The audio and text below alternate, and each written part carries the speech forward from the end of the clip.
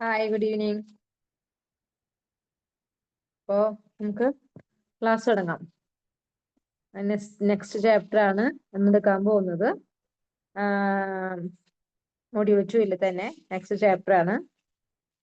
നമ്മള് module 2 third chapter ആയിരുന്നു module 2 first chapter ആയിട്ട് വരുന്നത്. അത് കഴിഞ്ഞിട്ട് നെക്സ്റ്റ് ചാപ്റ്റർ അധ്യായം 4 സഹകരണ സംഘങ്ങളും ജോയിന്റ് സ്റ്റോക്ക് കമ്പനികളും. ഇതാണ് നമ്മുടെ ചാപ്റ്ററിന്റെ പേര്, സഹകരണ സംഘങ്ങളും ജോയിന്റ് സ്റ്റോക്ക് കമ്പനികളും. ഇതിൽ നമ്മൾ സഹകരണ സംഘങ്ങൾ എന്ന് പറയുന്നത് നമ്മൾ പലപ്പോഴും എന്നല്ല എപ്പോഴും നമ്മൾ കേൾക്കുന്ന പേരാണല്ലേ സഹകരണ സംഘങ്ങൾ എന്ന് പറയുന്നത് അല്ലെ. ഒന്നില്ലെങ്കിൽ സഹകരണ ബാങ്ക് എന്തെങ്കിലും നമ്മൾ കേട്ടിട്ടുണ്ടാകും. പിന്നെ സഹകരണ സംഘങ്ങൾ നമ്മൾ എന്താ പറയുക കോമൺ ആയിട്ട് നമ്മുടെ കേരളം പോലുള്ള സൊസൈറ്റിയിൽ നമ്മൾ കേൾക്കുന്ന പേരാണ്. അപ്പൊ എന്താണ് എന്നുള്ളത് നമുക്ക് ഡീറ്റെയിൽ ആയിട്ട് നോക്കാം. ഓക്കെ, അപ്പൊ എന്താണ് സഹകരണ സംഘങ്ങൾ? ഈ പാഠം പഠിക്കുന്നതിലൂടെ നമുക്ക് നമ്മൾ നേടേണ്ട ലക്ഷ്യങ്ങളെ പറ്റി പറയുന്നുണ്ട്. എന്തൊക്കെയാണ്? സഹകരണ സംഘത്തിന്റെ അർത്ഥം എന്താണെന്ന് മനസ്സിലാക്കണം. അതേപോലെ തന്നെ സഹകരണ സംഘത്തിന്റെ സവിശേഷതകൾ, എന്തിനാണ് സഹകരണ സംഘങ്ങൾ ഉണ്ടാക്കിയിരിക്കുന്നത് എന്നുള്ളത് മനസ്സിലാക്കാനാണ്. പിന്നെ വിവിധ തരത്തിലുള്ള സഹകരണ സംഘങ്ങൾ തിരിച്ചറിയാൻ പറഞ്ഞിട്ടുണ്ട്.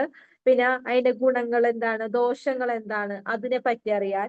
പിന്നെ ജോയിന്റ് സ്റ്റോക്ക് കമ്പനി നമ്മള് ആദ്യം ചിലപ്പോൾ ഒരു പക്ഷെ കേട്ടിട്ടുണ്ടാവില്ല, അല്ലെങ്കിൽ കേട്ടിട്ടുണ്ടായിരിക്കാം. ജോയിന്റ് സ്റ്റോക്ക് കമ്പനി, ഓഹരി വിപണി എന്നൊക്കെ നമ്മൾ പലപ്പോഴായിട്ട് മലയാളത്തിൽ നമ്മൾ കേൾക്കുന്ന വേർഡാണ് അത്. അപ്പൊ ജോയിന്റ് സ്റ്റോക്ക് കമ്പനി എന്താണെന്നുള്ളത്, ജോയിന്റ് സ്റ്റോക്ക് കമ്പനിയുടെ സവിശേഷതകൾ എന്താണ്, അത് ഏതൊക്കെയാണെന്ന് മനസ്സിലാക്കാം. പിന്നെ അതിന്റെ ഗുണങ്ങളും ദോഷങ്ങളും തിരിച്ചറിയാം.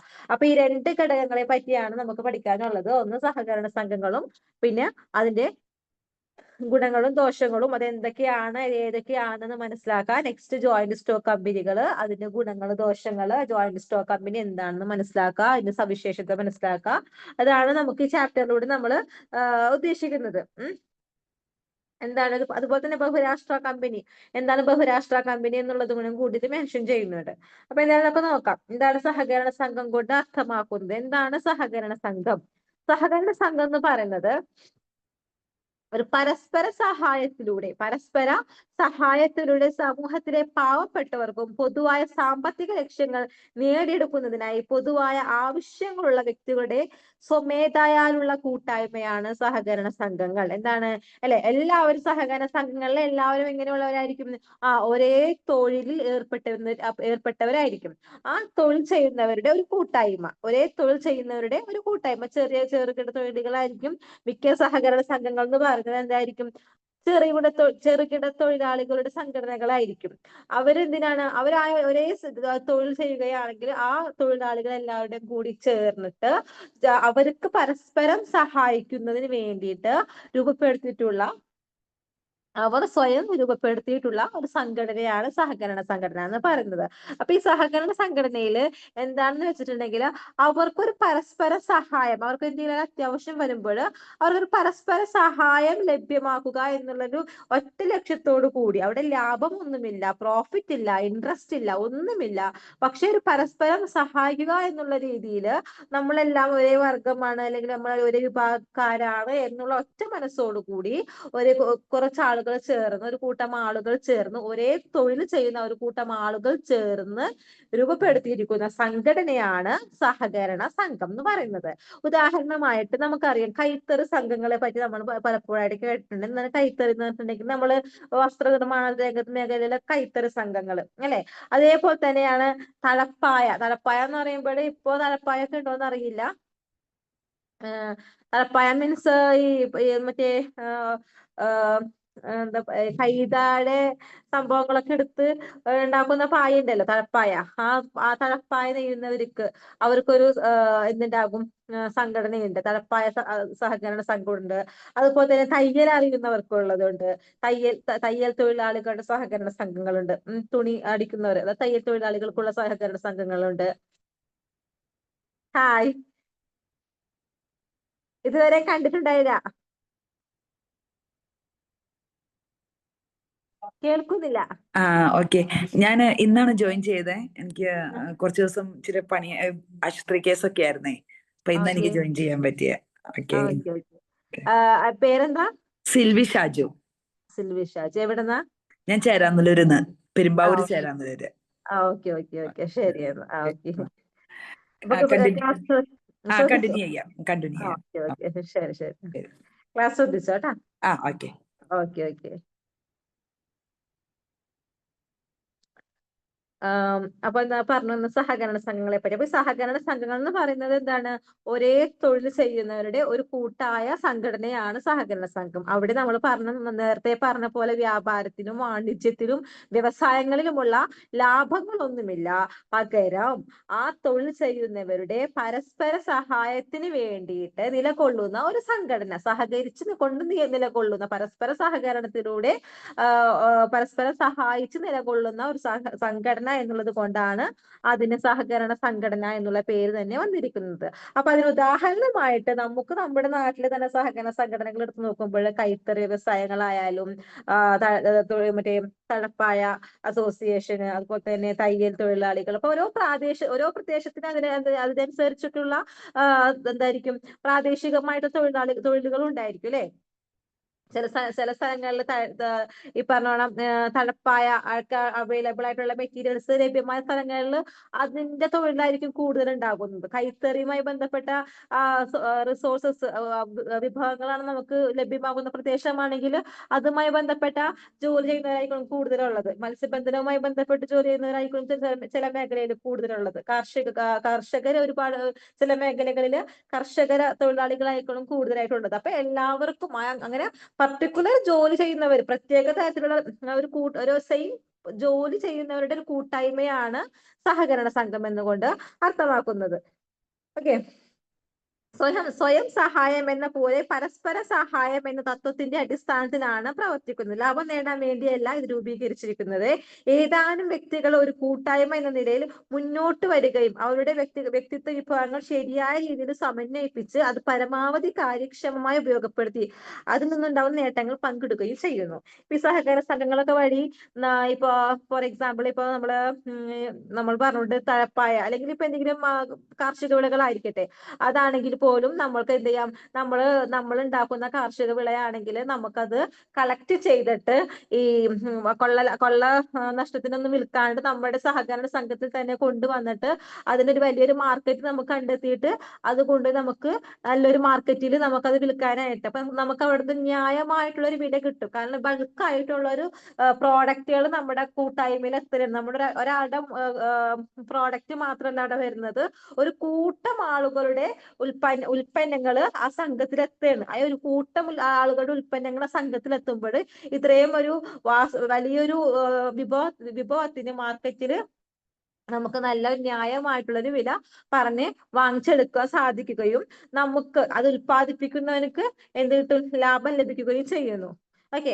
അപ്പൊ ആ ഒരു ലാഭം ആ സഹകരണ സംഘത്തിലുള്ള ആളുകൾക്ക് കാര്യക്ഷമമായ രീതിയിൽ പങ്കിട്ടെടുക്കുകയോ അതല്ലെങ്കിൽ അത് അവർക്ക് ഒരു അസറ്റ് ആയിട്ട് വെച്ചിട്ട് ആ സംഘത്തിലുള്ള ആളുകളുടെ ഏതെങ്കിലും തരത്തിലുള്ള അത്യാവശ്യങ്ങൾ വരുമ്പോൾ അതൊരു സഹായം എന്ന നിലയിൽ അവർക്ക് കൊടുക്കുകയും അത് തവണകളായിട്ട് പലിശകളൊന്നുമില്ലാതെ നമുക്ക് ആ സംഘത്തിന് തന്നെ തിരിച്ച് അവർക്ക് അധികം ഭാരമൊന്നുമില്ലാതെ പലിശയും ഒന്നും ഇല്ലാണ്ട് ആ സംഘത്തിലോട്ട് തന്നെ തിരിച്ച് അത് അടവ് വെപ്പിക്കുകയും ചെയ്യുകയാണെങ്കിൽ അത് ആ ഒരു സഹകരണ സംഘത്തിലുള്ള എല്ലാവർക്കും എന്താണ്, അത് ഒരു ഉപകാരപ്രദമായിട്ട് നിൽക്കുന്ന ഒരു കാര്യമായി മാറും. അതാണ് സഹകരണ സംഘം കൊണ്ട് ഉദ്ദേശിക്കുന്നത്.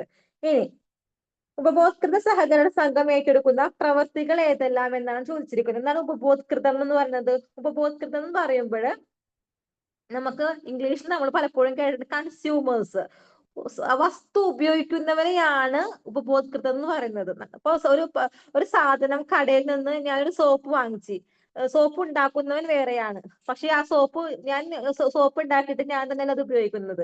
സോപ്പ് ലെക്സ് എന്നുള്ള സോപ്പ് നമ്മൾ കടയിൽ നിന്ന് വാങ്ങിക്കുകയാണെങ്കിൽ ഞാനതാരാണ്? ഞാൻ ഉപഭോക്തൃതയാണ്, ഞാൻ ഉപയോഗിക്കുന്ന വ്യക്തിയാണ്. അപ്പൊ ഉപയോഗിക്കുന്ന വ്യക്തിയാണ് അല്ലെങ്കിൽ സാധനം പണം കൊടുത്ത് വാങ്ങിക്കുന്ന വ്യക്തിയാണ് ഉപഭോക്തൃത എന്ന് പറയുന്നത്. മനസ്സിലായോ?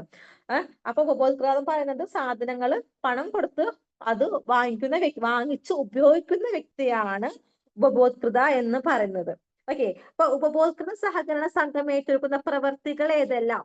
ഇത്തരം സഹകരണ സംഘങ്ങൾ ഉൽപാദകരിൽ നിന്ന് നേരിട്ട് ഉൽപ്പന്നങ്ങൾ വാങ്ങിക്കുന്നു, ഇടനിലക്കാരെ ഒഴിവാക്കുന്നു. അതായത് ഇപ്പൊ നമ്മൾക്ക് സാധനങ്ങള് മറ്റേ എന്താ പറയണത്, ഈ സ- നമ്മുടെ വീട്ടുപകരണങ്ങളൊക്കെ ഉണ്ടല്ലോ, വീട്ടുപകരണങ്ങളൊക്കെ നമുക്ക് വളരെ നല്ല നല്ല റേറ്റില്, അഫോർഡബിൾ ആയിട്ടുള്ള റേറ്റില്, മാർക്കറ്റ് വാല്യൂ നമുക്ക് ഇൻസ്റ്റാൾമെന്റ് ആയിട്ടൊക്കെ നമുക്ക് ലഭിക്കണം. ഒറ്റയടിക്ക് നമുക്ക് കടയിൽ പോയിട്ട് അത് പർച്ചേസ് ചെയ്യാനുള്ള ഒരു കഴിവില്ല എങ്കിൽ ഇത്തരം സഹകരണ സംഘങ്ങൾ എന്ത് ചെയ്യും? സഹകരണ സംഘങ്ങളിൽ നമ്മളൊക്കെ വീട്ടിലോട്ട് ആവശ്യമായിട്ടുള്ള ഒരു ഹോം അപ്ലയൻസസ്, കുറച്ച് സാധനങ്ങളൊക്കെ അവര് വാങ്ങിച്ച് ഇടനില ഉൽപാദകരിൽ നിന്ന് അത് ബൾക്കായിട്ട് വാങ്ങിച്ചു വെക്കും. ഉൽപാദകരിൽ നിന്ന് ബൾക്കായിട്ട് വാങ്ങിച്ചു വെച്ചിട്ട് അത് നമുക്ക് അത് കൺസ്യൂമേഴ്സിന് എന്ത് ചെയ്യുന്നു?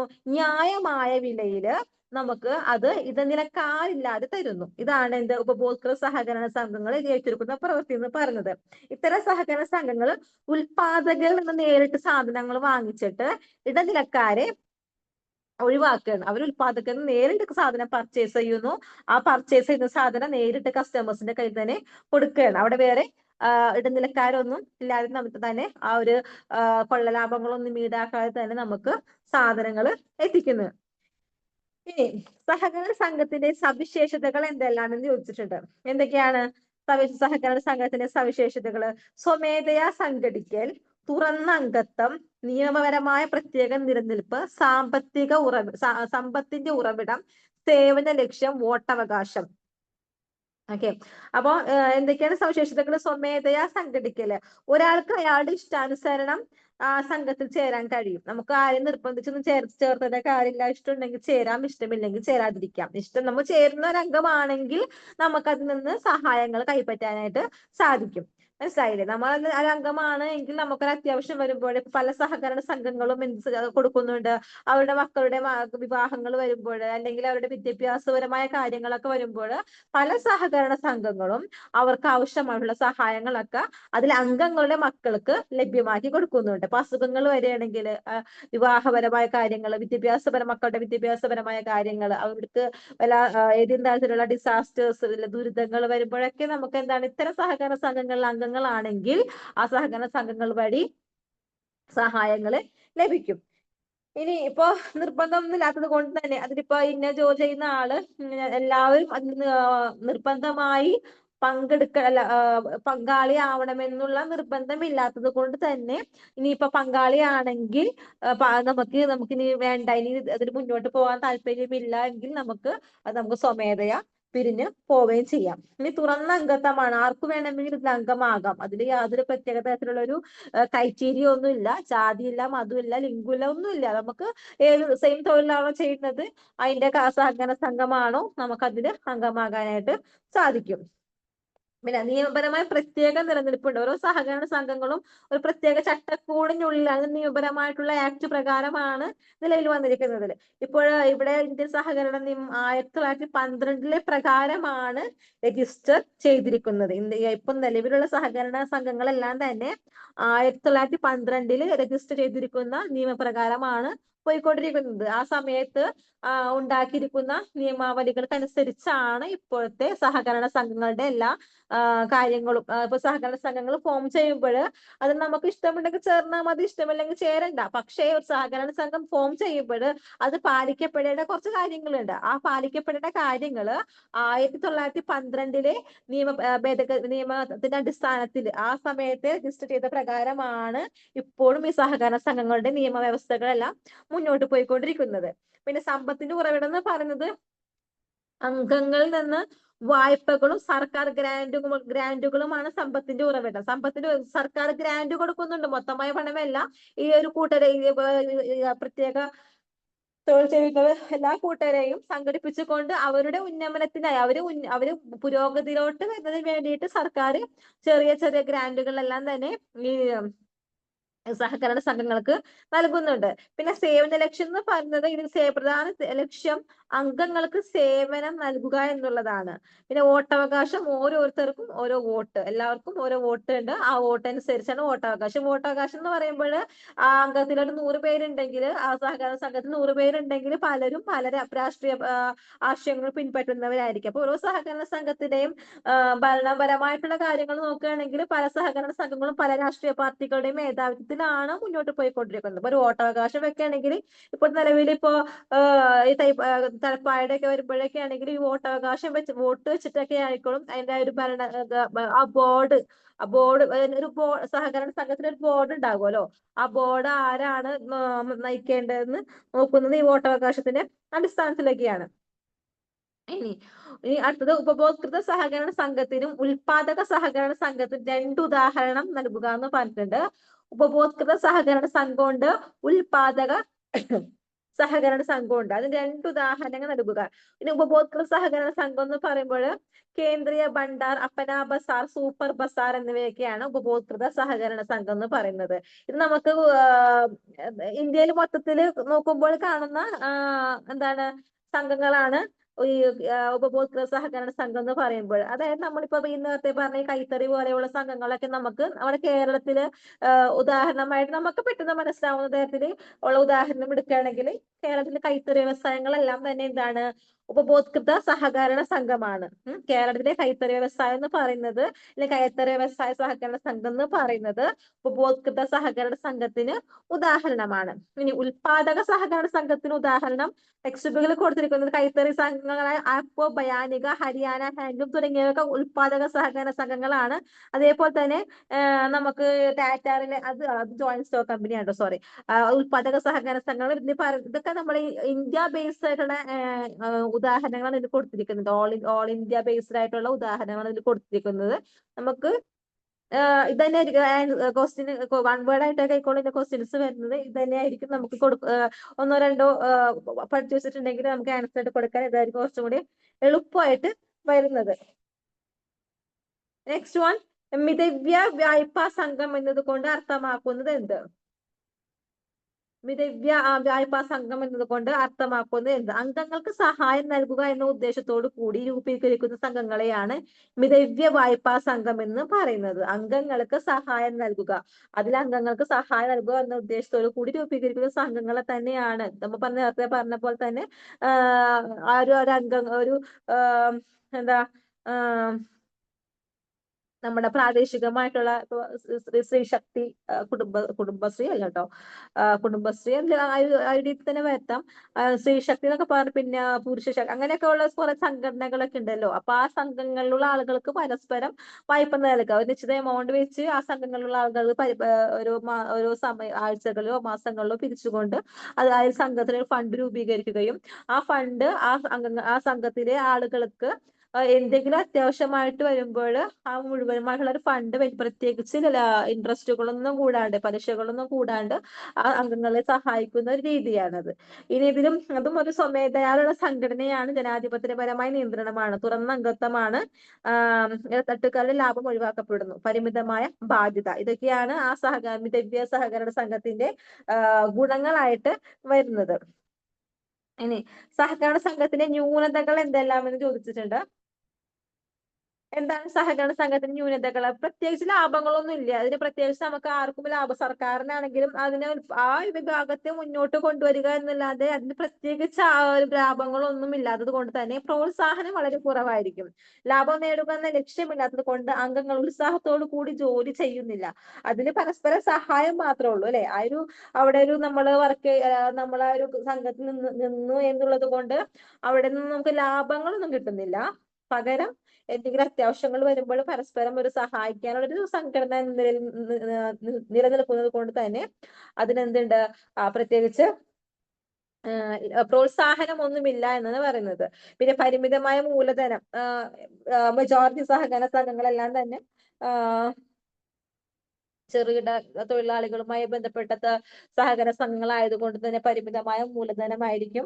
ഭരണപരമായ പ്രശ്നങ്ങൾ ഉണ്ടാകും. വോട്ടവകാശത്തിന്റെ അടിസ്ഥാനത്തിലായിരിക്കും ഭരണപരമായ കാര്യങ്ങൾ വരുന്നത്. പക്ഷേ സുതാര്യമല്ലാത്തതും സുതാര്യമായതുമായ സംഘടനകളുണ്ട്. ഭരണപരമായ പ്രശ്നങ്ങൾ ഉണ്ടാകും. അർപ്പണമില്ലായ്മ എന്ന് പറയുന്നത് ഇതിന്റെ എല്ലാം ബേസ് എന്ന് പറയുന്നത് ഈ സഹകരണ സംഘത്തിലൂടെ പ്രോഫിറ്റ് ഇല്ല, ലാഭമില്ലാത്തത് കൊണ്ട് തന്നെയാണ്. നമുക്ക് പ്രോഫിറ്റ് ഉണ്ടാകുമ്പോഴാണ് നമുക്ക് കുറച്ചും കൂടെ ഡെഡിക്കേറ്റഡ് ആയിട്ട് വർക്ക് ചെയ്യാൻ തോന്നുക അല്ലെ. നമുക്ക് ഏതൊരു ഫീൽഡ് ആണെങ്കിലും അങ്ങനെ തന്നെയാണ്, ബിസിനസ് എന്നല്ല, നമുക്ക് ഏതൊരു ഫീൽഡിലാണെങ്കിൽ പോലും നമ്മൾ വർക്ക് ചെയ്യുന്നതിനനുസരിച്ച് ലാഭം ഉണ്ടെങ്കിൽ മാത്രമാണ് നമുക്ക് കുറച്ചും കൂടെ ഇൻട്രസ്റ്റിംഗ് ആയിട്ട് ആ മേഖലയിൽ വർക്ക് ചെയ്യാൻ സാധിക്കുന്നത്. അപ്പോ ആ ഒരു ഇതാണ് പറഞ്ഞത് അർപ്പണമില്ലായ്മ, ആ ഒരു ഇൻട്രസ്റ്റ് ഇവിടെ, ആ ഒരു ലാഭം നമുക്ക് ഈ ഒരു മേഖലയിൽ കിട്ടാത്തത് കൊണ്ട് തന്നെ ആ ഒരു അർപ്പണമില്ലായ്മ നമുക്ക് അവിടെ ഉണ്ടാകും. ഇല്ലായ്മ നമുക്ക് അവിടെ ഫീൽ ചെയ്യും. പക്ഷെ എന്തുണ്ട്, അവിടെ നിലനിൽക്കുന്നവർക്ക് എപ്പോഴും അത്യാവശ്യ ഘട്ടങ്ങളിൽ സഹായങ്ങൾ ലഭ്യമായിരിക്കും. ഇനി നെക്സ്റ്റ്, ഉൽപാദക സഹകരണ സംഘവും വിപണന സഹകരണ സംഘവും തമ്മിലുള്ള വ്യത്യാസങ്ങൾ എന്താണെന്ന് ചോദിച്ചിട്ടുണ്ട്. ഉൽപാദക സഹകരണ സംഘവും വിപണന സഹകരണ സംഘവും തമ്മിലുള്ള വ്യത്യാസം.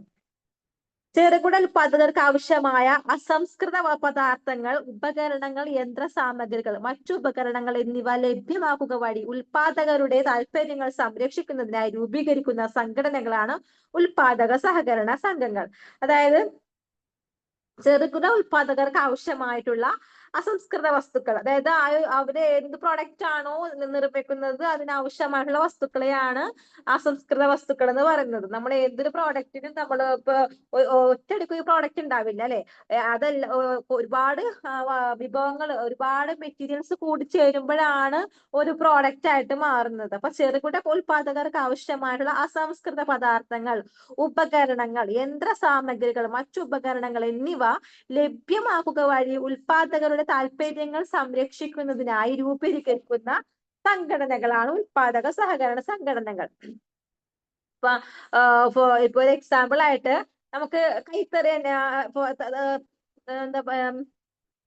അല്ലെങ്കിൽ തയ്യൽ എടുക്കാം. തയ്യൽ എടുക്കുമ്പോൾ ആ തയ്യൽ എന്നുള്ളൊരു മേഖല എടുക്കുകയാണെങ്കിൽ അവര് ഒരു സ്റ്റിച്ചിങ് യൂണിറ്റ് ആയിട്ട് ഇരിക്കുന്നത്, കുറച്ച് നൈറ്റീസ് ഒക്കെ തയ്ച്ചു കൊടുക്കുന്ന ഒരു യൂണിറ്റ് ആണ് അതെങ്കിൽ അവർക്ക് ആവശ്യമായിട്ടുള്ള, ആ ഉൽപാദകർക്ക് ആവശ്യമായിട്ടുള്ള, നൈറ്റ് ഉണ്ടാക്കുന്ന ഉൽപാദകർക്ക് ആവശ്യമായിട്ടുള്ള തയ്യൽ മെഷീന്, അതിനാവശ്യമായിട്ടുള്ള തുണികൾ, മെറ്റീരിയൽസ്, അതിന്റെ മെറ്റീരിയൽസ് മാത്രം പോരാ, അതിന്റെ മറ്റു എന്താ പറയുന്നത്, നൂല്, കാര്യങ്ങളെല്ലാം നമ്മൾക്ക് വളരെ കുറഞ്ഞ ചെലവില് ഈ ഉൽപാദകർക്ക് എത്തിച്ചു കൊടുക്കുക. അതാണ് എന്ത് പറയുന്നത്, അവരുടെ താല്പര്യങ്ങൾ സംരക്ഷിക്കുന്നതിനായി രൂപീകരിക്കുന്ന സംഘടനകളാണ് ഉൽപാദക സഹകരണ സംഘങ്ങൾ. ഉദാഹരണമാണ് തയ്യലിന്റെ കാര്യം പറഞ്ഞത്. ഒരുപാട് മേഖലകളുണ്ട് തയ്യൽ പോലെ തന്നെ, കൈത്തറി,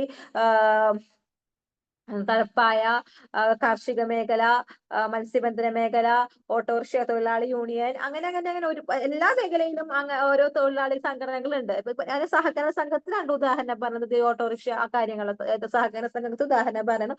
ഉൽപാദക സഹകരണ സംഘം എന്ന് പറയുമ്പോൾ ഒരു പ്രോഡക്റ്റ് ആണ് ഉൽപ്പാദിപ്പിക്കുന്നതെങ്കിലാണ് അത് ഉൽപാദക സഹകരണ സംഘമായി മാറുന്നത്. പ്രോഡക്റ്റ് നമ്മൾ മാർക്കറ്റിലോട്ട് ഇറക്കാൻ വേണ്ടിയിട്ട് ആ പ്രോഡക്റ്റ് വേണ്ടിയിട്ടുള്ള സാധനങ്ങൾ നമ്മൾ കളക്ട് ചെയ്യണം അല്ലെ, അതിനെയാണ് ഉൽപാദക സഹകരണ സംഘം എന്ന് പറയുന്നത്. ഇപ്പൊ കൈത്തറിയുടെ മേഖലയിലാണെങ്കിൽ, തലപ്പായുടെ മേഖലയിലാണെങ്കിൽ നമുക്ക് തലപ്പായ ഉണ്ടാക്കാം, കൊട്ട ഉണ്ടാക്കാം, അങ്ങനത്തെ കുറെ മുറങ്ങൾ, അതൊക്കെ നമുക്ക് സംഭവങ്ങളൊക്കെ വെച്ച് ഉണ്ടാക്കാം. അപ്പൊ ഇതിനാവശ്യമായിട്ടുള്ള സാധനങ്ങൾ നമ്മൾ കളക്ട് ചെയ്ത് ഇവരെ കയ്യിൽ, ഈ ഉണ്ടാക്കുന്ന ആൾക്കാരുടെ കയ്യിൽ എത്തിച്ചു കൊടുക്കുക. ഇപ്പൊ മെഷീൻ ടൈപ്പ് ഒരുപാട് യന്ത്രങ്ങൾ നമുക്ക് ഇതിനൊക്കെ അവൈലബിൾ ആയിട്ടുണ്ട്. പണ്ട് കാലങ്ങളിൽ കൈകൊണ്ട് ചെയ്തിരുന്ന കാര്യങ്ങളെല്ലാം ഇപ്പൊ മെഷീനറി ഉപയോഗിച്ച് ചെയ്യുന്നുണ്ട്. അപ്പൊ ഇതിനാവശ്യമുള്ള മെഷീൻസും കാര്യങ്ങളെല്ലാം അവർക്ക് ഇടനിലക്കാരൊന്നും ഇല്ലാണ്ട് വളരെ ലാഭേച്ഛമായിട്ട് എത്തിച്ചു കൊടുക്കാനുള്ള യൂണിറ്റുകളെയാണ് ഉൽപാദക സഹകരണ സംഘങ്ങൾ എന്ന് പറയുന്നത്. തങ്ങളുടെ ഉൽപ്പന്നങ്ങൾ വ്യക്തിപരമായി വിപണനം നടത്താൻ ബുദ്ധിമുട്ടുന്ന ചെറുകിട ഉൽപാദകരുടെ സഹകരണ സംഘങ്ങളാണ് വിപണന സംഘങ്ങൾ. ഇനിയിപ്പൊ ഒത്തിരി പേര് ഇപ്പൊ വസ്ത്രങ്ങളൊക്കെ സ്റ്റിച്ച് ചെയ്യുന്ന ആളുകൾ ഉണ്ടാകും അല്ലെ, അപ്പൊ ഇവർക്കൊക്കെ ഒറ്റയടിക്ക് നമ്മുടെ വസ്ത്രങ്ങൾ കൊണ്ട് ഓരോരുത്തർക്കും മാർക്കറ്റിൽ കൊണ്ട് കൊടുക്കുന്നതിന് പകരം എന്ത് ചെയ്യാം, അത് ആ സഹകരണ സംഘത്തിൽ നേരത്തെ പറഞ്ഞ പോലെ എല്ലാവരും കൊണ്ട് കൂടി കളക്ട് ചെയ്ത് കൊടുക്കുകയാണെങ്കിൽ അതിന് ബൾക്കായിട്ടുള്ള ഒരു വിപണി മാർക്കറ്റ് നമുക്ക് കണ്ടെത്താൻ സാധിക്കും. അതിന് പുറത്ത് തയ്യൽ വസ്ത്ര വിപണി മാത്രമല്ല, ഇപ്പൊ നേരത്തെ പറഞ്ഞ എല്ലാ മേഖലകളിലും ഇത് ബാധകമാണ്. നമ്മുടെ സാധനങ്ങൾ, ഏത് സാധനങ്ങളാണോ നമ്മൾ ഉൽപ്പാദിപ്പിക്കുന്നത് അത് ഓരോരുത്തരായിട്ട് ഓരോ മാർക്കറ്റിൽ കൊണ്ടുപോയി കുറച്ചിട്ട് കൊടുക്കുന്നതിന് പകരമായിട്ട് ഒരു സംഘം ഉണ്ടെങ്കിൽ മൊത്തത്തിലുള്ള സംഘത്തിലെ മൊത്തത്തിലുള്ള അംഗങ്ങളുടെ ഉൽപ്പന്നങ്ങൾ എന്ത് ചെയ്യാം, ആ സംഘത്തിൽ കൊണ്ടുപോയിട്ട് നമുക്ക് മാർക്കറ്റ് ചെയ്ത് എടുക്കാനായിട്ട് സാധിക്കുന്നു. ഓക്കെ, ജസ്റ്റ് ഒന്ന് 2 മിനിറ്റ് നോക്കോട്ടോ, അത് ഇത്രയും വരെ പറഞ്ഞത്.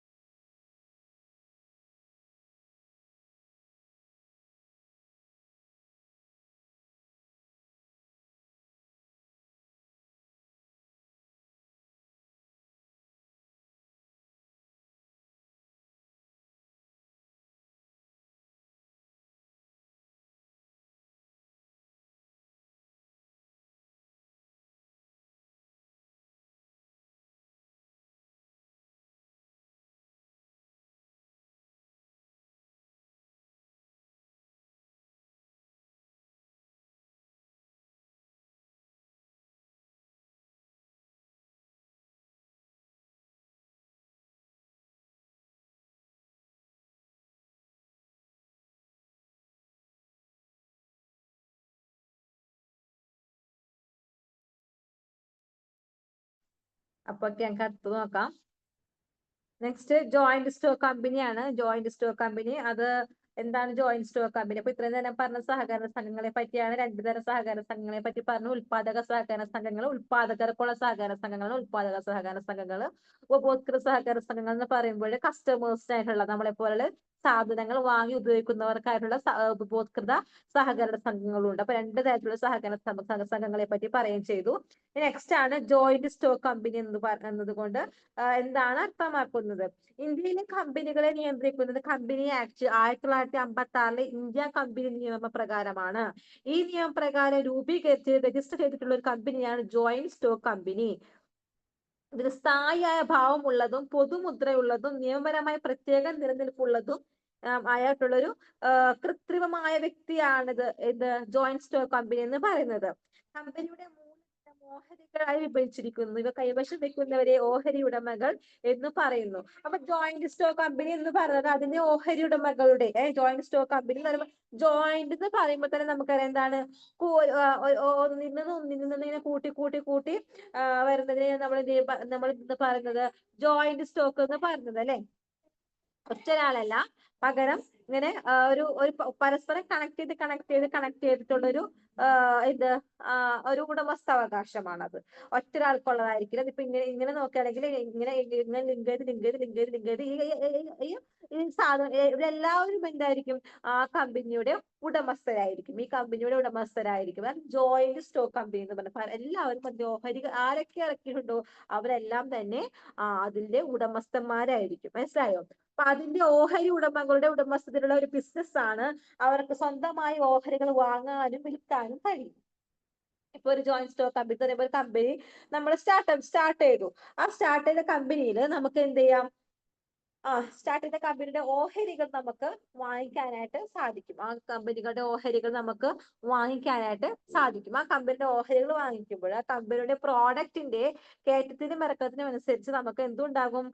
ഓഹരിയിൽ താഴ്ചയും നേട്ടവും ഉണ്ടാകും. അപ്പൊ ഓഹരി വിപണി എന്ന് പറയുന്നത് നമ്മൾ എന്താണ് അതിലെ നിയമങ്ങൾക്കെല്ലാം വിധേയമായിട്ട് പ്രവർത്തിക്കുന്ന ഒന്നാണ് ട്ടോ. ഓഹരി വിപണി എന്ന് പറയുമ്പോൾ നമ്മൾ ഇറക്കുന്ന ഓഹരിക്ക് അനുസരിച്ച് തന്നെ നമുക്ക് ലാഭം കിട്ടണമെന്നില്ല. നമ്മൾ ഇറക്കുന്ന വിപണി ഏതാണോ, ഏത് മാർക്കറ്റിലാണോ നമ്മുടെ ഓഹരി നമ്മൾ ഇറക്കുന്നത്, ആ മാർക്കറ്റിൽ നമ്മൾ ഇറക്കുന്ന ഓഹരി ഇറക്കുന്ന ആ മാർക്കറ്റില് എന്താണ് നമുക്ക് ലാഭമാണ് അവിടെ മാർക്കറ്റിലുള്ളതെങ്കിൽ നമുക്ക് ലാഭം കിട്ടും ആ ഓഹരി വിറ്റെഴുതുന്നതനുസരിച്ച്.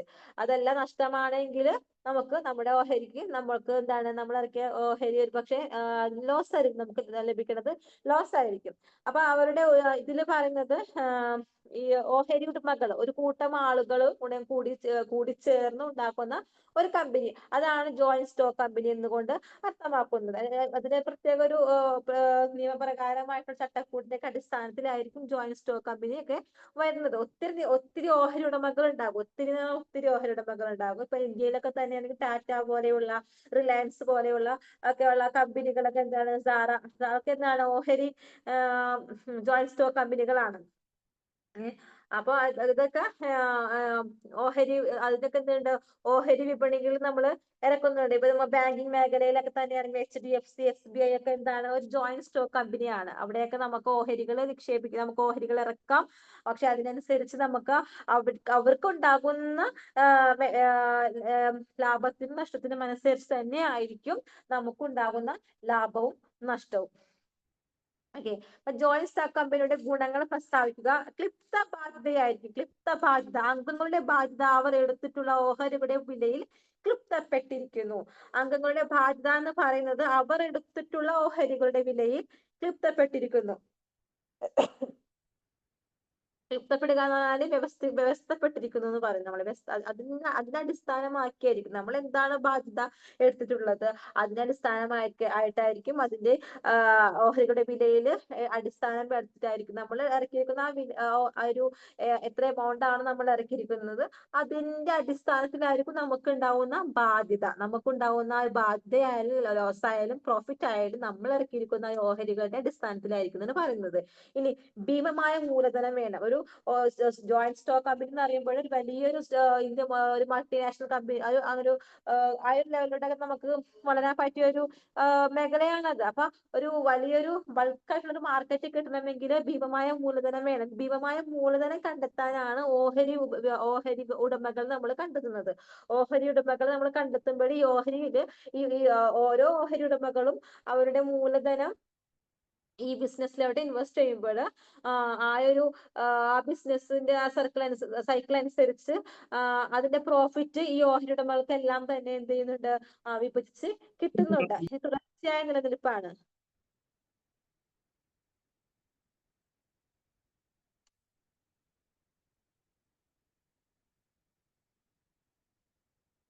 തുടർച്ചയായ നിലനിൽപ്പ്. പിന്നെ സാമൂഹ്യ ഗുണങ്ങൾ പറയുന്നുണ്ട്.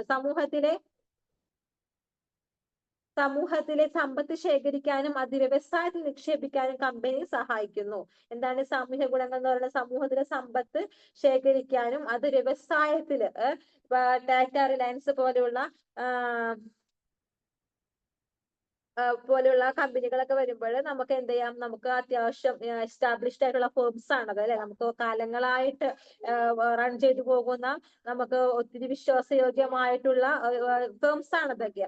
അത്തരത്തിലുള്ള ഫേംസിലെല്ലാം നമുക്ക് നമ്മുടെ സമ്പത്ത് നിക്ഷേപിക്കാനും അതുവഴി നമുക്ക് നമ്മുടെ സമ്പത്ത് ഒരു നമുക്ക് നഷ്ടമില്ലാതെ പോകുന്ന അത്യാവശ്യം ഫേംസുകൾ, ജോയിന്റ് സ്റ്റോക്ക് കമ്പനികളൊക്കെ ഉണ്ട്. അപ്പൊ അതിലോട്ടൊക്കെ നിക്ഷേപിക്കുമ്പോൾ അത്യാവശ്യം നമുക്ക് ലാഭങ്ങൾ തന്നെ ആയിരിക്കും ലഭിക്കുന്നത്. Tata, Reliance, Infosys, SBI, HDFC അങ്ങനെയൊക്കെയുള്ള ഇതൊക്കെ എന്താണ് ജോയിന്റ് സ്റ്റോക്ക് കമ്പനി പോലെ റൺ ചെയ്യുന്ന സ്ഥാപനങ്ങളാണ്. ഇനി ഓഹരി കൈമാറ്റം. ഓഹരികൾ അംഗങ്ങൾക്ക് യാഥേഷ്ടം കൈമാറാവുന്നതാണ്. അവരുടെ ഇഷ്ടത്തിനനുസരിച്ച് ആ ഓഹരികൾ അവർക്ക് കൈമാറാവുന്നതാണ്. വേണമെങ്കിൽ അവർക്ക് ഇനിയിപ്പോ നമുക്ക് അവിടുന്ന് കിട്ടുന്ന നമ്മളിടുന്ന ഓഹരികൾക്ക് അനുസരിച്ച് നമുക്ക് പ്രോഫിറ്റ് ലഭിക്കുന്നതെങ്കിൽ നമുക്ക് ആ പ്രോഫിറ്റ് എടുക്കാം. അതല്ല എങ്കിൽ നമുക്ക് വീണ്ടും നമുക്ക് കിട്ടുന്ന പ്രോഫിറ്റ് എന്ത് ചെയ്യാം, ആ ഓഹരിയിലോട്ട് പിന്നെ നമുക്ക് ഇൻവെസ്റ്റ്മെന്റ് ആയിട്ട് അത് ചെയ്യാം. അതൊക്കെ നമ്മുടെ ആ ഓഹരിയില് ഉടമകൾ നമ്മൾ നിക്ഷേപിക്കുന്നവരുടെ ചോയ്സ് ആണ്. ഇനി ജോയിന്റ് സ്റ്റോക്ക് കമ്പനിയുടെ സവിശേഷതകൾ എന്ന് പറയുന്നത് നിയമപ്രകാരമുള്ള കൃത്രിമ വ്യക്തിയാണ്, നിയമപരമായ പ്രത്യേക നിലനിൽപ്പുണ്ട്, സ്ഥായി ഭാവമുണ്ട്. പിന്നെ ക്ലിപ്ത ബാധ്യത, പൊതുമുദ്ര, പ്രത്യേക നിലനിൽപ്പുണ്ട്, ഓഹരി കൈമാറ്റം. ഇതില് പൊതുമുദ്ര എന്ന് പറയുമ്പോൾ ഒത്തിരി ഉടമസ്ഥന്മാരുള്ളത് കൊണ്ട് തന്നെയാണ് അതിനൊരു കോമൺ ആയിട്ടുള്ള ഒരു മുദ്ര വെച്ചിരിക്കുന്നത്, പൊതുമുദ്ര വെച്ചിരിക്കുന്നത്. ഒത്തിരി ഉടമസ്ഥന്മാരുണ്ട് അല്ലെ. കമ്പനി കൃത്രിമ വ്യക്തി ആയതിനാൽ രേഖകളിൽ നിയമപരമായി ഒപ്പുവെക്കാൻ ഒരു പൊതുമുദ്ര ഉണ്ടായിരിക്കും. പ്രത്യേക നിലനിൽപ്പുണ്ട്. കമ്പനിക്ക് സ്വന്തം പേരിൽ സമ്പാദിക്കാനും കരാറിൽ ഏർപ്പെടാനും മറ്റുള്ളവർക്കെതിരെ കമ്പനിക്ക് കേസ് കൊടുക്കാനും തിരിച്ചുമാകും. അപ്പൊ നമുക്കും എന്താ കമ്പനി ചീറ്റിംഗ് നടത്തിയാൽ കേസ് കൊടുക്കാൻ സാധിക്കും. ഇനി കമ്പനിയെ പറ്റിക്കാൻ നോക്കുകയാണെങ്കിൽ അവർക്കും നമുക്കെതിരെ ലീഗലായിട്ടുള്ള നിയമ നടപടികളൊക്കെ സ്വീകരിക്കാനായിട്ട് സാധിക്കും. അതുകൊണ്ട് തന്നെയാണ് ഇത് ഇന്ത്യൻ കമ്പനീസ് ആക്ട് 1956 പ്രകാരം രജിസ്റ്റർ ചെയ്തിട്ടുള്ളത്. ഇത് വെറുതെ ഒരു സംഭവമല്ല, അതൊരു നിയമപരമായിട്ടുള്ള ലീഗലായിട്ടുള്ള കാര്യങ്ങളാണ്. അതിൽ ഒത്തിരി മാനദണ്ഡങ്ങളുണ്ട്. ജോയിന്റ് സ്റ്റോക്ക് കമ്പനിയിൽ നമ്മൾ ഫണ്ട് നിക്ഷേപിക്കുമ്പോൾ അതിന്റെ എന്താ പറയണത്, നിയമങ്ങൾക്കെല്ലാം വിധേയമായിട്ട് നമ്മൾ എല്ലാ ചട്ടക്കൂടുകളും വായിച്ചു നോക്കിയിട്ട് വേണം അതിൽ നമ്മൾ പണം നിക്ഷേപിക്കാൻ.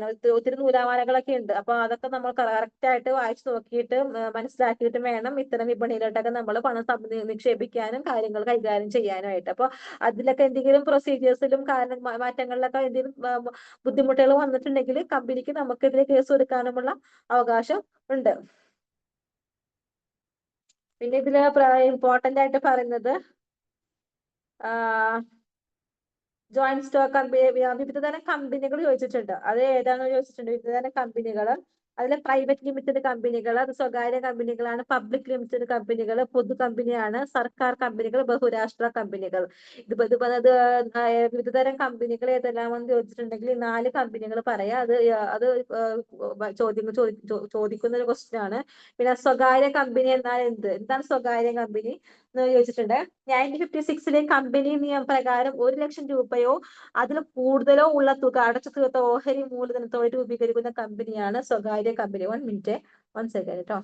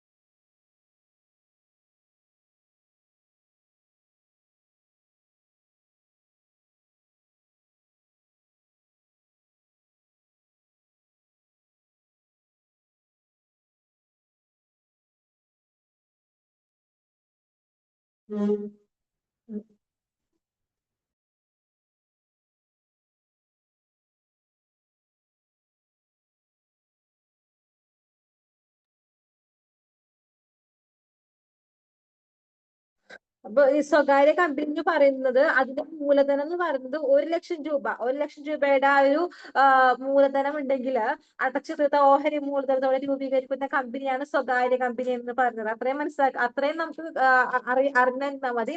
അത് 1956 കമ്പനി ആക്ട് പ്രകാരം തന്നെയാണ് വരുന്നത്. അത് പ്രകാരം 1 ലക്ഷം രൂപയോ അതിൽ കൂടുതലോ ഉള്ള തുക അടച്ചു തീർത്ത ഓഹരി മൂലധനത്തോടെ രൂപീകരിക്കുന്ന കമ്പനിയാണ് സ്വകാര്യ കമ്പനി.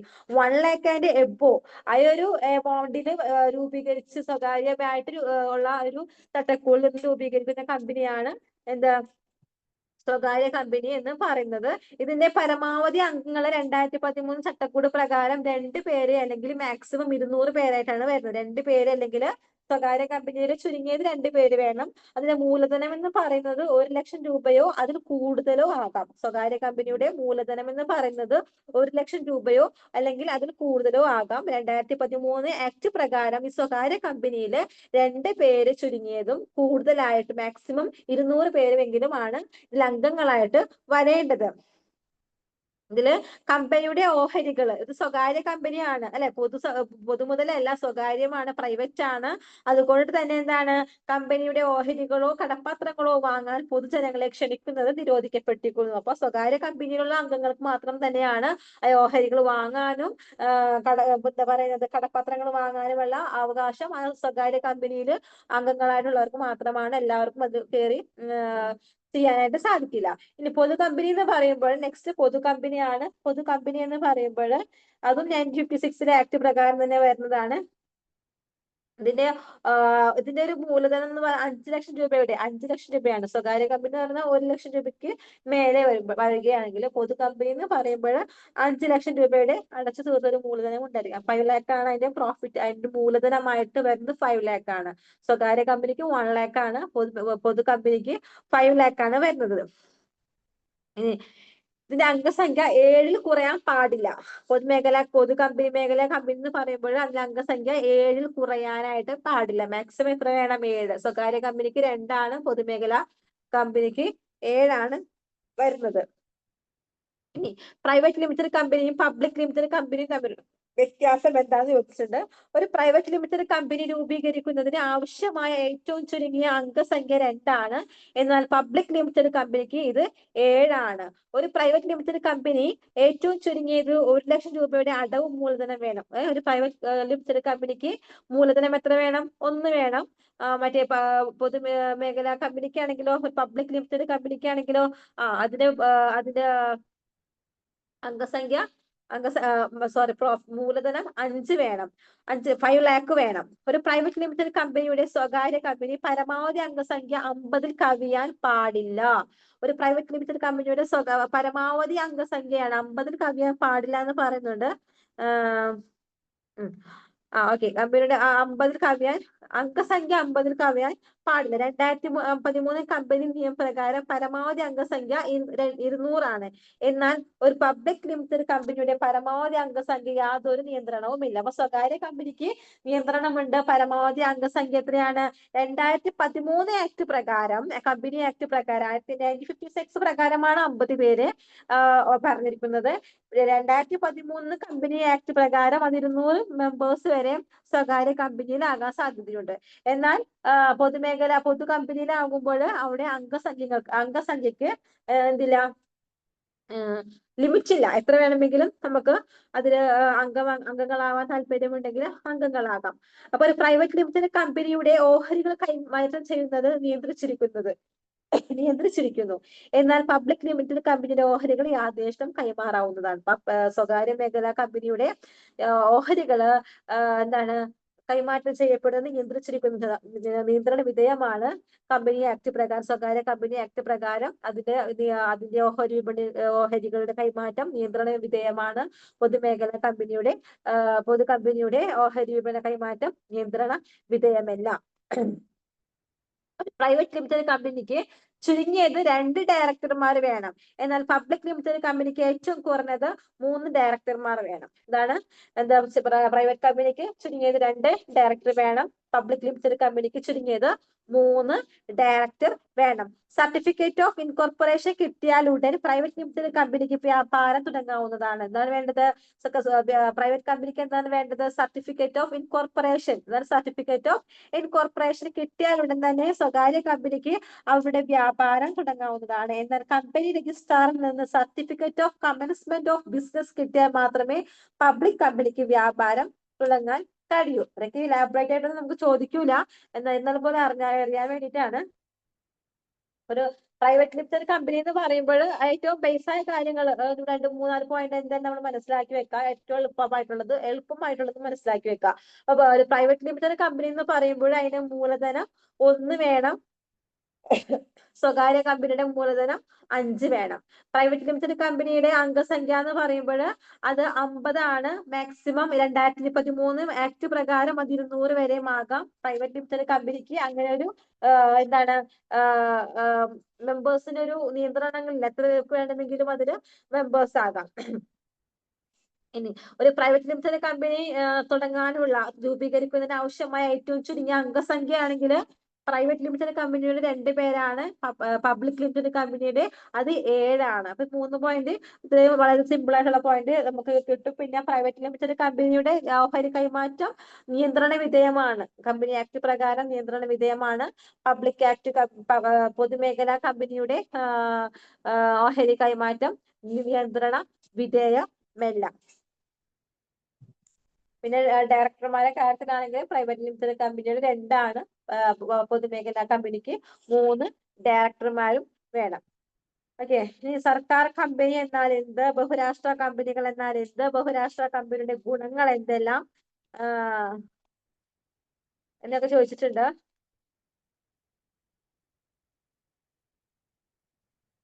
അപ്പൊ എന്താണ് സർക്കാർ കമ്പനി എന്ന് പറഞ്ഞാല്? സർക്കാർ കമ്പനി എന്ന് പറയുമ്പോൾ 1956 ഇന്ത്യൻ കമ്പനി നിയമപ്രകാരം ഒരു കമ്പനിയുടെ 51% കുറയാത്ത അടവ് മൂലധനം സർക്കാരിന്റെ കൈവശമായിരിക്കുന്ന കമ്പനിയാണ് സർക്കാർ കമ്പനി. 1956 ഇന്ത്യൻ കമ്പനി നിയമപ്രകാരം ഒരു കമ്പനിയുടെ 51% കുറയാത്ത അടവ് മൂലധനം സർക്കാരിന്റെ കൈവശമായിരിക്കുന്ന കമ്പനിയാണ് സർക്കാർ കമ്പനി. അതായത് 100-ൽ 51% ആർക്കുണ്ട്? സർക്കാരിന്റെ കയ്യിലുള്ള കമ്പനിയാണ് സർക്കാർ കമ്പനി എന്ന് പറയുന്നത്. സർക്കാരിന്റെ കമ്പനി എന്ന് പറയുമ്പോൾ അയാൾ 50-50 ഒരു 1% സർക്കാർ കൂടുതൽ സർക്കാരിനുണ്ടെങ്കിൽ അത് സർക്കാർ കമ്പനിയാണ്. ഏത് ആക്ട് പ്രകാരമാണ്? 1956 കമ്പനി ആക്ട് പ്രകാരമാണ്. ഇനി ഇത്തരം കമ്പനികളുടെ audit, control and audit generals of India CAG നിർദ്ദേശപ്രകാരമായിരിക്കും നടത്തുക. സർക്കാരിന്റെ കീഴിലായത് കൊണ്ട് തന്നെ അതെന്താണ്? അതിന്റെ സുതാര്യമായിരിക്കണം അല്ലെ? എല്ലാവർക്കും അർഹതപ്പെട്ട ഒരു ഓഹരികളായത് കൊണ്ട് തന്നെ അതിന്റെ കണക്കുകളും കാര്യങ്ങളും എല്ലാം തന്നെ സുതാര്യമായിരിക്കണം. അപ്പൊ controller and auditor general of India ആയിരിക്കും അതിന്റെ കണക്കെടുപ്പുകൾ നടത്തുന്നത്. CAG നമ്മളെ പലപ്പോഴും വാർത്തകളിലൊക്കെ എടുക്കുന്ന വാക്കുകളാണ് CAG എന്നൊക്കെ പറയുന്നത് അല്ലെ. അപ്പൊ 51% ഓഹരി സർക്കാരിനുണ്ടെങ്കിൽ അത്തരം കമ്പനി സർക്കാരിന്റെ ഓഹരി ഉണ്ടെങ്കിൽ അത്തരം കമ്പനികൾ സർക്കാർ കമ്പനിയാണ് എന്നാണ് അറിയപ്പെടുന്നത്. ഇനി ബഹുരാഷ്ട്ര കമ്പനികൾ എന്നാൽ എന്താണ്? രൂപീകരിച്ച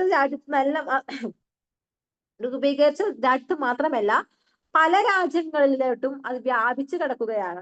അത്തരം കമ്പനികളാണ് ബഹുരാഷ്ട്ര കമ്പനികൾ എന്ന് പറയുന്നത്. ഇപ്പൊ ഒരു സംഭവം ഇപ്പൊ കൊക്കോകോള അല്ലെങ്കിൽ നെസ്ലെ അങ്ങനെയൊക്കെയുള്ള ഐറ്റംസ് അല്ലെ, അതൊക്കെ ഉണ്ടാക്കിയിരിക്കുന്ന അതിന്റെ ഒരു ബോൺ കൺട്രി ഉണ്ടാകും. അവിടെ നിന്ന് മാത്രമല്ല ലോകത്തിന്റെ എല്ലാ രാജ്യങ്ങളിലും അതിന് വിപണനം ഉണ്ടാകും. അത്തരം കമ്പനികളാണ് ബഹുരാഷ്ട്ര കമ്പനികൾ എന്ന് പറയുന്നത്. രൂപീകരിച്ച രാജ്യത്ത് മാത്രമല്ല മറ്റു രാജ്യങ്ങളിൽ കൂടി വ്യാപാരം നടത്തുന്ന കമ്പനികളെയാണ് ബഹുരാഷ്ട്ര കമ്പനി എന്ന് പറയുന്നത്. മൾട്ടിനാഷണൽ കമ്പനി എന്ന് കേട്ടില്ലേ? അതാണ് ബഹുരാഷ്ട്ര കമ്പനി എന്ന് പറയുന്നത്. ഇവ ഒന്നിലധികം രാജ്യങ്ങളിൽ ഉൽപ്പന്നങ്ങളും സേവനങ്ങളും ഉൽപ്പാദിപ്പിക്കുകയും ആ രാജ്യങ്ങളിലോ മറ്റു രാജ്യങ്ങളിലോ വിൽപ്പന നടത്തുകയും ചെയ്യുന്നു. ഉദാഹരണം Philips, Coca Cola, Nestle, Sony, Pepsi അങ്ങനെ നമ്മൾ ഉപയോഗിക്കുന്ന മിക്ക പ്രോഡക്ട്സും എന്താണ്? ബഹുരാഷ്ട്ര കമ്പനികളുടെ പ്രോഡക്ട്സ് ആണ്. നമുക്ക് ഇന്ത്യയിൽ അവൈലബിൾ ആയിട്ടുള്ള മെജോറിറ്റി പ്രോഡക്ട്സ് ബഹുരാഷ്ട്ര കമ്പനികളുടെ പ്രൊഡക്ട്സ് ആണ്. മറ്റു രാജ്യങ്ങളിൽ അതിന്റെ ബോൺ കൺട്രി മറ്റു രാജ്യങ്ങളായിരിക്കും.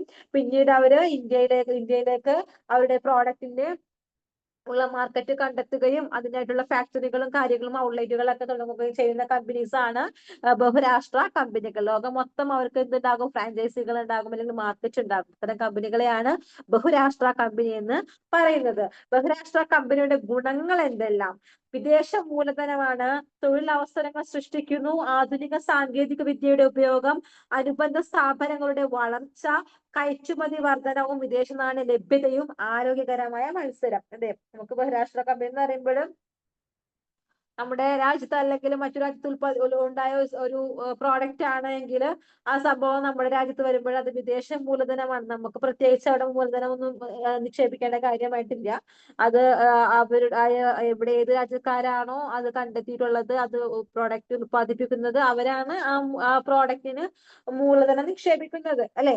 അതുപോലെ തന്നെ ഇപ്പൊ വിദേശ മൂലധനമാണ് അതിന് നമ്മുടെ രാജ്യത്തേക്ക് വരികയാണെങ്കിൽ തന്നെ അതിന്റെ ഔട്ട്ലെറ്റുകളും ഫാക്ടറീസും നമ്മുടെ രാജ്യത്ത് തുടങ്ങുകയാണെങ്കിൽ അതിനാവശ്യമായിട്ടുള്ള റിസോഴ്സസ് നമ്മൾ കണ്ടെത്താം.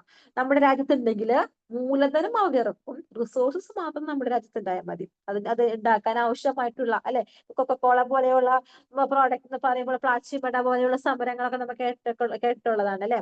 അപ്പൊ അതിൻ്റെതായിട്ടുള്ള റിസോഴ്സസ് ലഭ്യമാണെങ്കിൽ അവരവിടെ കൊണ്ടുപോയിട്ട് എന്ത് ചെയ്യും? അവരുടെ കമ്പനി സ്ഥാപിക്കാൻ നോക്കും. കമ്പനി സ്ഥാപിക്കാൻ നോക്കുമ്പോൾ മൂലധനങ്ങളൊക്കെ ഇറക്കുന്നത്, മൂലധനം മീൻസ് അത് ആ പ്രോഡക്റ്റ് ആ കമ്പനി ഉണ്ടാക്കിയെടുക്കാൻ ആവശ്യമായിട്ടുള്ള പണം അത് ഇറക്കുന്നത് ആ ഒരു കമ്പനിയുടെ ഉടമകളായിരിക്കും, മറ്റു രാജ്യത്തുള്ള കമ്പനിയുടെ ഉടമകളായിരിക്കും. അതിനൊരു എന്താ പറയണത്, അവസരം അല്ലെങ്കിൽ അതിനൊരു അറ്റ്മോസ്ഫിയർ, കാലാവസ്ഥ അനുകൂലം നമ്മുടെ രാജ്യത്ത് അനുകൂലമാണെങ്കിൽ മൂലധനമൊക്കെ അവര് നിക്ഷേപിച്ചോളും. അതുവഴി നമ്മുടെ നാട്ടിലുള്ള ആളുകൾക്കും എന്ത് ലഭിക്കുന്നുണ്ട്? തൊഴിലവസരങ്ങൾ ലഭിക്കുന്നുണ്ട്. അതുപോലെ തന്നെ ആധുനിക സാങ്കേതിക വിദ്യയുടെ ഉപയോഗം, നമ്മളറിയാത്ത ഒത്തിരി സാങ്കേതിക വിദ്യകൾ ഉപയോഗിച്ചൊക്കെ ആയിരിക്കും അത്രയും പ്രോഡക്റ്റ് ചീപ്പ് റേറ്റിനൊക്കെ നമുക്ക് ലഭ്യമാക്കി തരുന്നത്. ചീപ്പ് റേറ്റിംഗ് മീൻസ് നമുക്ക് ചീപ്പ് റേറ്റ് ആയിരിക്കില്ല, അവരുടെ റേറ്റിൽ നമുക്ക് തരുന്നതാണ്. പിന്നെ അനുബന്ധ സ്ഥാപനങ്ങളുടെ വളർച്ച, അതുമായി ബന്ധപ്പെട്ടുള്ള അത് ആ ഒരു പ്രോഡക്റ്റ് ഗ്രോത്ത് ഉണ്ടാവണമെങ്കിൽ അതിന്റെ റിസോഴ്സസുകൾ ഒത്തിരി ആവശ്യമായിട്ട് വരും. ആ റിസോഴ്സസ് നമ്മുടെ മാർക്കറ്റിൽ, നമ്മുടെ വിപണിയിൽ, നമ്മുടെ ഇന്ത്യയിൽ ലഭ്യമാണെങ്കിൽ ആ റിസോഴ്സസുമായി ബന്ധപ്പെട്ടിട്ടുള്ള സ്ഥാപനങ്ങളുടെ വളർച്ച, പിന്നെ കയറ്റുമതി വർധനവും വിദേശ നാണ്യ ലഭ്യതയും. നമുക്ക് കയറ്റുമതി ലഭ്യത ലഭിക്കും. നമ്മുടെ ഈ ഫോറിൻ എക്സ്ചേഞ്ച്, പണം അങ്ങോട്ടും ഇങ്ങോട്ടും ഉള്ള കൈമാറ്റം വഴി വിദേശ നാണ്യ ലഭ്യതയും വർദ്ധിക്കും. പിന്നെ ആരോഗ്യകരമായ മത്സരം. ഇതൊക്കെയാണ് ബഹുരാഷ്ട്ര കമ്പനിയുടെ ഗുണങ്ങളായിട്ട് പറയുന്നത്. ഇനി നെക്സ്റ്റ് ലാസ്റ്റ് ഇതും കൂടി പറഞ്ഞു നിർത്തുകയാണ്. ബഹുരാഷ്ട്ര കമ്പനിയുടെ ന്യൂനതകൾ എന്തെല്ലാമാണ് ചോദിച്ചിരിക്കുന്നത്. ആതിഥേയ രാജ്യങ്ങളുടെ മുൻഗണനയോടെയുള്ള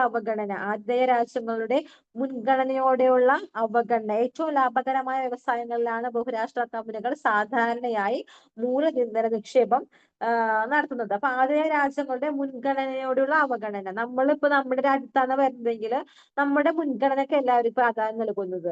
അവർക്ക് അവരുടെ പ്രോഫിറ്റ് ആണ് വരുന്നത്. അപ്പൊ അതുകൊണ്ട് നമ്മുടെ രാജ്യത്തിന്റെ മുൻഗണനയ്ക്ക് അവര് ഇമ്പോർട്ടൻസ് കൊടുക്കുന്നില്ല. പിന്നെ തദ്ദേശീയ സ്ഥാപനങ്ങൾക്ക് ഉണ്ടാവുന്ന പ്രതികൂല ഫലം, അതുവഴി നമ്മുടെ രാജ്യത്ത് ഉത്പാദിപ്പിക്കുന്ന സെയിം പർപ്പസിനുള്ള ഡ്രിങ്ക്സും കാര്യങ്ങളൊക്കെ ഉണ്ടെങ്കിൽ, ഇപ്പൊ കൊക്കക്കോളയാണ് ഉദ്ദേശിച്ചുകൊണ്ടാണ് ഞാൻ പറഞ്ഞത്. അങ്ങനത്തെ ഡ്രിങ്ക്സും സാധനങ്ങളൊക്കെ ഉണ്ടെങ്കിൽ അത് നമ്മൾ തദ്ദേശീയമായി വികസിപ്പിക്കുന്ന സെയിം പർപ്പസിനുള്ള സാധനങ്ങൾ ഉണ്ടെങ്കിൽ അത്തരം ഉൽപ്പന്നങ്ങൾക്ക് അവിടെ ഇടിവ് സംഭവിക്കും. കാരണം ഇതിനേക്കാൾ റേറ്റ് കുറവിലായിരിക്കും ഈ വിദേശ ഉൽപ്പന്നങ്ങൾ നമ്മുടെ രാജ്യത്ത് വിറ്റഴിക്കുന്നത്. അപ്പൊ നമ്മൾ സ്വാഭാവികമായിട്ടും നമ്മുടെ ചെലവ് കുറക്കുക എന്നുള്ളൊരു കൺസിഡറേഷൻ വഴി നമ്മൾ അത് പർച്ചേസ് ചെയ്യാൻ നോക്കും.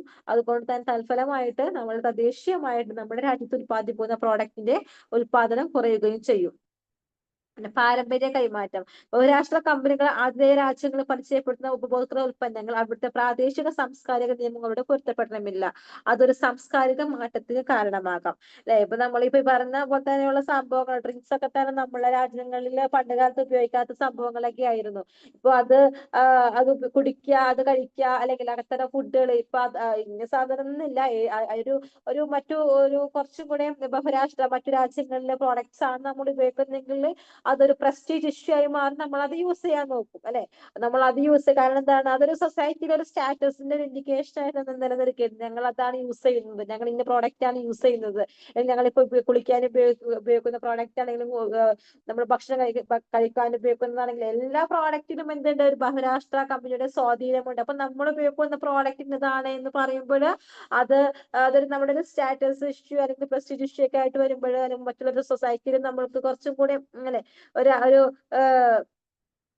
ഒരു ഇംപ്രസ് കിട്ടണമെന്ന് നമുക്ക് ഓരോരുത്തർക്കും ഓരോ മൈൻഡ് ആണല്ലോ. അപ്പൊ അങ്ങനെയൊക്കെ പറയുമ്പോൾ കിട്ടുന്ന ആ ഒരു സാറ്റിസ്ഫാക്ഷൻ ലെവലിൽ അനുസരിച്ച് നമ്മളത് ഉപയോഗിക്കാനായിട്ട് കാരണമാവുകയും അതൊരു സാംസ്കാരികമായ മാറ്റത്തിന്, പാരമ്പര്യമായി നമ്മൾ പിന്തുടർന്നു പോകുന്ന പല കാര്യങ്ങളും അവിടെ അവസാനിച്ചുകൊണ്ട് നമ്മൾ ആ ഒരു പ്രോഡക്റ്റ് ഉപയോഗിക്കുന്നതിലൂടെ ഒരു സാംസ്കാരികമായിട്ടുള്ള ഒരു മാറ്റം തന്നെ അവിടെ സംഭവിക്കുകയാണ്. ഇതാണ് ബഹുരാഷ്ട്ര കമ്പനിയുടെ ന്യൂനതകളായിട്ട് പറയുന്നത്.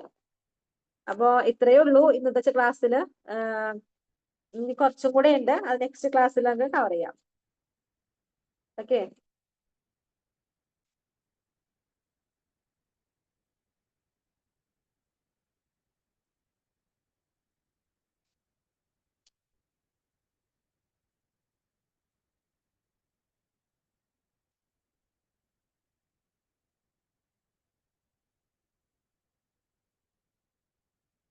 Okay, thank you.